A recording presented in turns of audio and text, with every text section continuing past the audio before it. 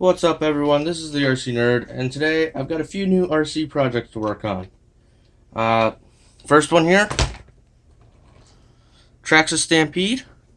This is actually, I recognize it as a Scully XL5 truck. However, as you can see, it has been upgraded with the Valinian brushless ESC and motor. They are still running 1690 gearing in it, apparently. You can see how small the pinion gear is. That is the XL5 gearing, so this truck would be severely undergeared right now. So I'm probably going to switch those gears out for something a bit taller, and then steal those other gears for different projects. And something else I didn't even realize, if you look under here, if I can get it, there is a 2075 servo in there, as opposed to normally come with the 2056. So that's a nice little upgrade as well. So I paid $170 for that. Does need a radio, and I think that's about it. And like I said, I'm probably going to change out the gears. So I don't see a battery tie down either. Maybe I'll include a battery strap with the deal or something. But I think I'm going to flip these trucks. I'll flip this one. This one's an RC truck at least. Looks like I need a little piece for the receiver box, so maybe I'll buy that. I don't know, we'll go through it. We'll figure it out. So there's that.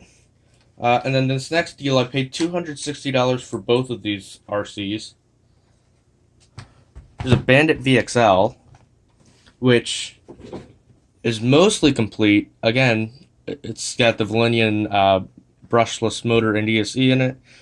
I think it's basically a bone stock VXL. If you were to buy a brand new VXL, this is kind of how it would come, with the exception it would have the rear shock. You can see there's a shock missing. I'm hoping I have enough parts to build another shock. And then also this front shock I need the braces for it. In fact, it looks like this one might even have the upper brace, and it's like the spring might have just got twisted up, which is weird. See, there's a brace right in here, but the spring itself all jacked up. But I do have another spring for the front if I need that. So there's that. And then I paid $260 for this one, as well as the other Bandit I have. These two came together. This is a Bandit XL5, and this thing looks brand new, really. It is the older version of the XL5 ESC. Both these Bandits, again, need radios. But I mean, look at this chassis. I mean, there's hardly a mark on it. There's absolutely no scratches. It's a brand new chassis. Brand new. The tires aren't worn out at all. I can still see at least 2 stages of the pins there. I mean, this car's brand new. And as far as I can tell, the only thing it's missing is the servo saver, which I have purchased a extra servo saver. Should be in this guy right here. So, yeah, 3 new projects. I'm going to go ahead and get to work. And this video, I'm going to mostly focus on the Bandit XL5 because it is the most complete. And one other thing to mention, just note that as far as I know, all 3 of these do have the receivers with them, but they need transmitters. So for now, for testing purposes, I'm going to go ahead and link it up to my spare Traxxas transmitter. I haven't been using this. It's just been kind of sitting around because I killed the receiver a while ago. But I'm just going to go ahead and link this to all 3 vehicles for testing purposes. I will put in different radios when I go to sell them off. But yeah, let's get to work on this XL5 real quick. Alright, I'm actually going to start by linking up the radio first. I'll show you how to do it once, just in case you didn't know. First thing we got to do is get into the receiver box. There's just 2 screws that hold down the wire tie down here. And with the wire tie down out of the way, use a 2.5 to crack the receiver box in half. There we go. Oh, crap. What is going on here? What? We can't have that. Well, shoot, now I'm going to have to upgrade. That's sneaky. That's sneaky. I do have a 27 megahertz radio, but I'm not interested. Like, at all. Okay. That's actually thrown me off a little bit. But I guess we'll work around it. I do have this extra HSP radio here that's not doing anything. Should be a perfectly good radio. Let's rip out this 27 megahertz, I guess. Maybe it may still work, to be fair, but it's just old and unreliable in general. So I'm taking it out. I should have known, because this is the old style ESC. These came with the 27 megahertz. It is a newer, smaller receiver, but just no. Ooh, can we get all the sticky tape up at once? Yes. Yes, we can. Get some alcohol, clean that up. Alright, we're going to go ahead and stick the new receiver into place. I think I'm going to mount it towards, well, probably this side.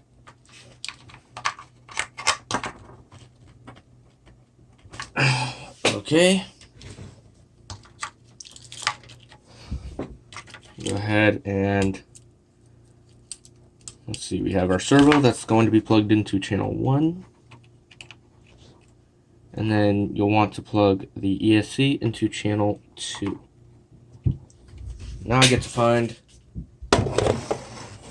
a ton of batteries for this guy, because it takes 8, unfortunately. 8 AA batteries. Let's go. Okay, that's been taken care of. And now I realize that I need a battery for the truck, too. I'll be right back again. Alright, there's a borrowed battery. I'm gonna slide that in. And I gotta plug this up. Oh. Traxxas connector coming apart. Plug that up. I'm gonna turn on the transmitter. There we go. And then turn on the ESC, and we're gonna want to go into calibration mode. So I think it's going to turn a certain color. Let me see. So yeah, once it turns solid red, let go. Flashes once. You want to give full throttle. Now it flashes twice. Give full reverse. And once it turns green, you're good to go. And it looks like we are not in LiPo mode, so I'm going to have to fix that. Unplug the battery. Plug it back in. And then I think we actually need to hold down the button until it turns. It's going to beep. But we need to turn it on first. What happened? This worked a second ago. Eh?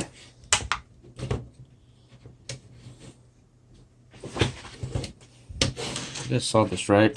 The ESC was just fine. Weird. Okay, so you turn it on, then you gotta press and hold. And eventually it's gonna beep.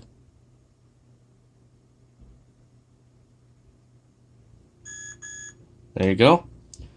When the light is green, you are now in LiPo mode, which means that you will have the LVC cutoff, or low voltage cutoff. There's a chart right down here as well. Let me turn on the flash. If you guys want to pause and read through that or whatever, go for it. Alright. That just tells you what all the lights mean. Did this turn off again? Alright, that was weird. Alright, we have steering. We almost had throttle.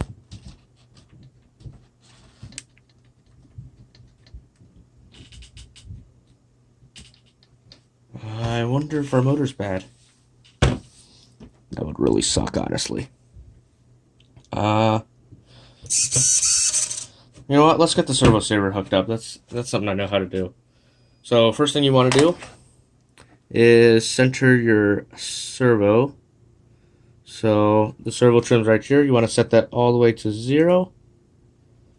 You want it to be exactly at 0. Now we're going to leave it on. Leave that alone. And we're going to go ahead and pull up this upper deck. That'll give us access to the servo. Let's grab our servo saver.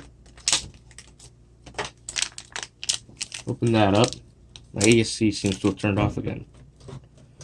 I don't understand what's going on with the ESC here. Do I have a bad connect? Oh, this wire's broken. Hold on. The battery wire's broken. That's probably why it's not working right. Let's get a nut wrench. Put the screw through the servo saver. So I think it's the arm first and then the servo saver. That seems correct.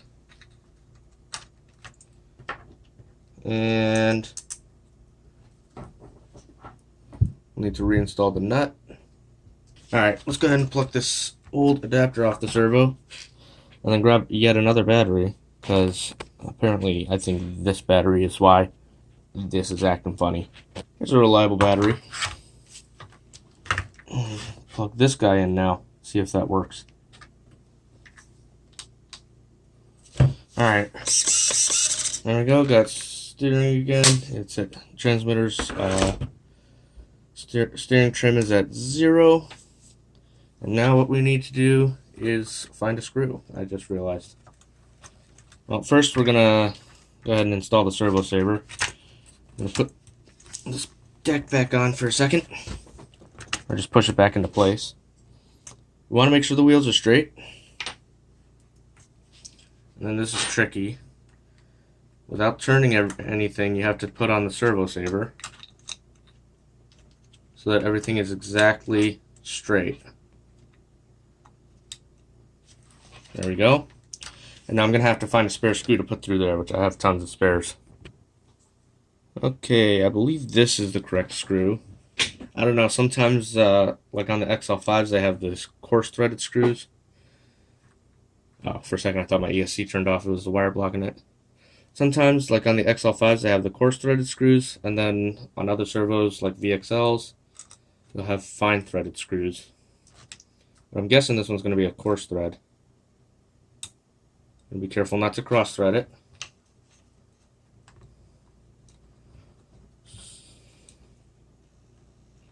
And then screw it all the way down. Some people like to turn off the servo. I don't know if you can hear. I'm trying to get it next to the mic here.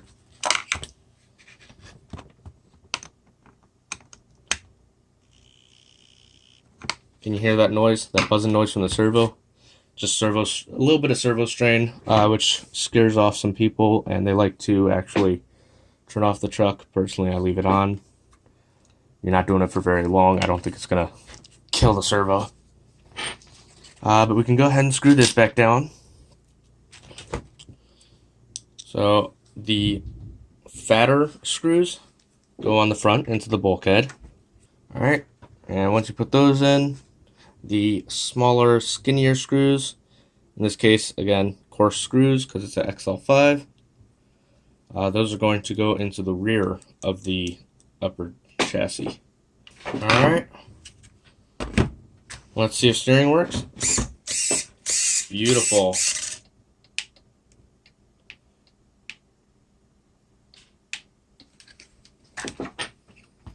Now I still seem to have lost my motor here. I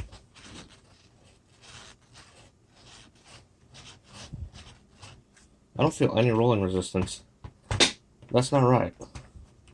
There should be rolling resistance because of the motor. Hold on. That's a problem. I'm gonna have to take this apart. I'm gonna have to get under this gear cover, I think, because there might be something wrong there. Oh. Can you guys see that play there? That's not supposed to happen. This motor is shot. Sad. Oh, it's working again. Doesn't smell too great. Alright, that's really strange. Get the pinion gear off. I want to take a closer look at the bushing up front. Remember I was saying it's got a little bit of play?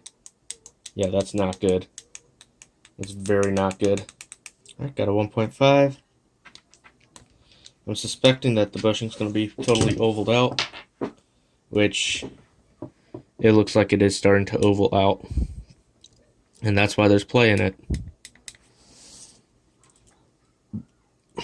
See how one side, that side of the bushing, there's more space. And then on that side, So, time for a new motor. I guess I'm going to have to order one of those, which sucks. Going to have to wait for that to come in. Alright, so I did go ahead and order a new motor, and I have it right here. Ended up going with a Dynamite 15-turn motor. Paid about 23 bucks for it. The XL5s, for some reason, the Titan 12-turn motors are pretty difficult to get a hold of right now. And I found like one place that was selling them for a bit over 30 bucks. And I thought about, I almost bought it, but then I decided that, you know what? The 15-turn Dynamite motor is going to perform almost exactly the same. So I think, considering it saves me about 10 bucks, I think that's going to be just fine. Alright, well, we got the motor out. Let's go ahead and install it. This is the fun part where we get to line things up and mesh gears correctly. There we go. Now comes fun stuff, because we're going to put on the pinion gear and we need it to line up properly with the spur gear. Where did I put the pinion gear? Here it is.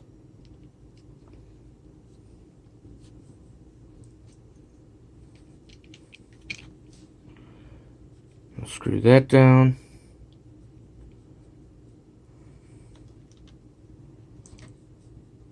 Cool.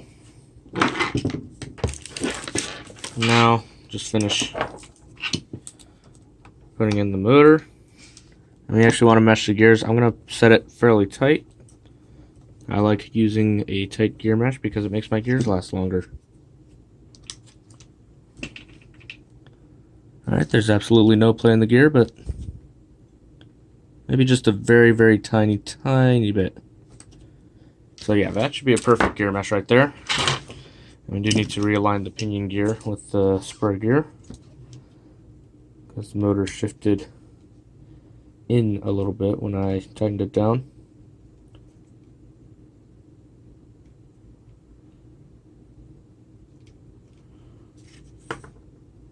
And there we go. Perfect. Plug in the motors, or motor wires I should say. Red to red, black to black. Pretty simple.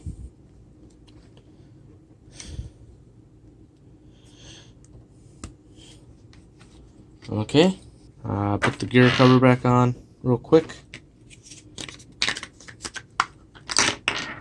Alright, let's go ahead and reinstall this little pin. Make sure your Teflon washer's on the drive shaft first. Then you can reinstall the pin. And now put on the tire.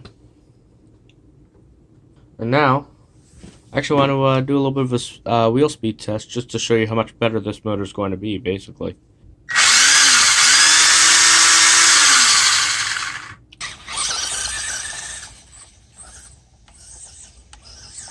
That seems faster.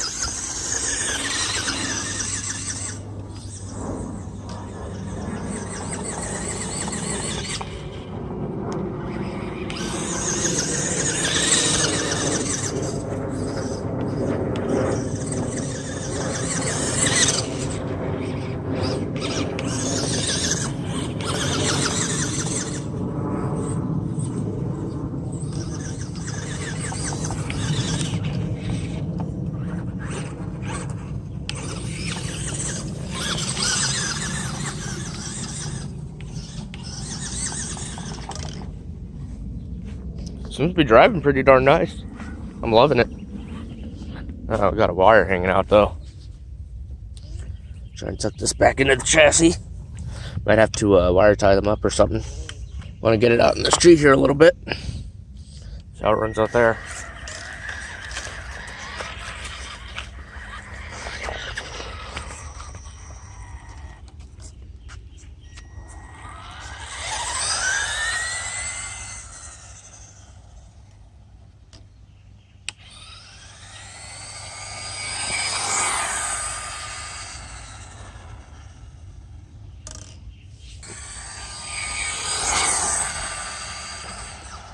It's tracking perfectly straight.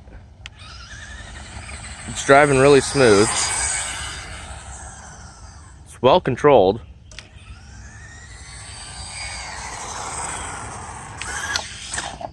And I just ran it into a tree.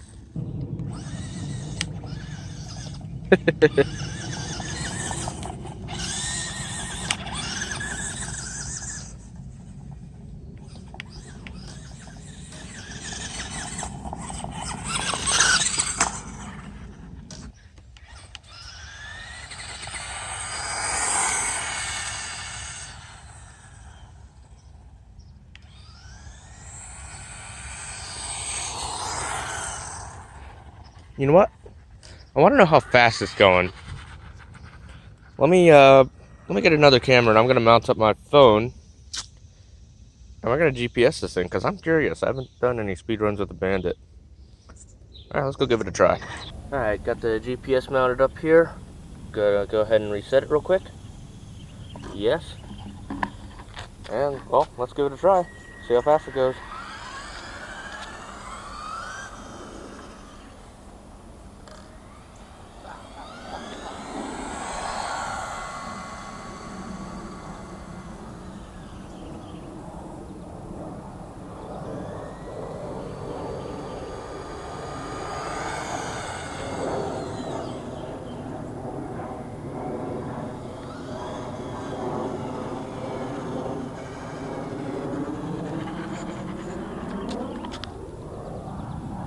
"20 miles per hour.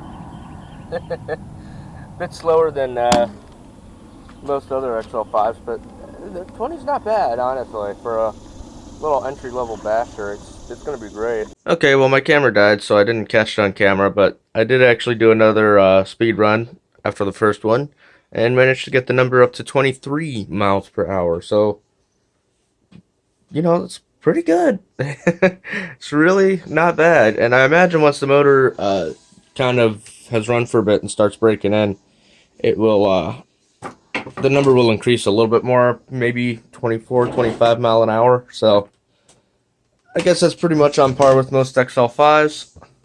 So that's not too bad. I am quickly going to just go ahead and tie up these wires here real quick. Alright, wires have been secured now. There's still some space to move, but it's better than it was. Should be okay, I think. It's probably not going to pull out quite as much while just casually running around. So I'm just going to go run like a full pack through it, test out a couple of features with the ESC, make sure everything's just all the different running modes are working as they should be and all that, and then it should be ready to go. So I'm pretty happy with it, honestly. It's really great. If you guys enjoyed the video, be sure to smash like and subscribe. And if you are interested in seeing the sale of this buggy, well, might have a friend that's interested. But if not, I'll leave a link to the eBay listing down below. But anyway, hope you all have a good one. Bye.